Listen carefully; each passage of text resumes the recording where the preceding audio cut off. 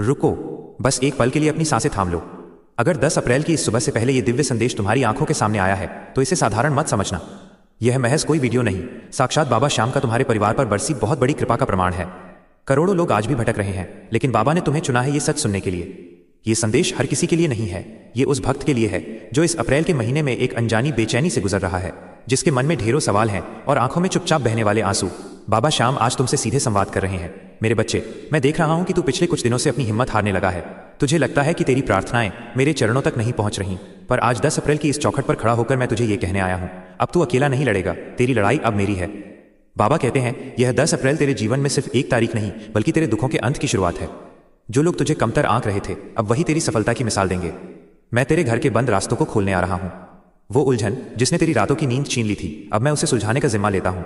आज का विशेष संकेत, अगर आज तुम्हें अचानक बिना किसी कारण के मन में शांति महसूस हो या कहीं भी नीले रंग का फूल, मोरपंख या श्याम नाम की गूंज सुनाई दे, तो समझ लेना बाबा श्याम ने 10 अप्रैल से तुम्हारी किस्मत को अपने हाथों से संवारना शुरू कर दिया है।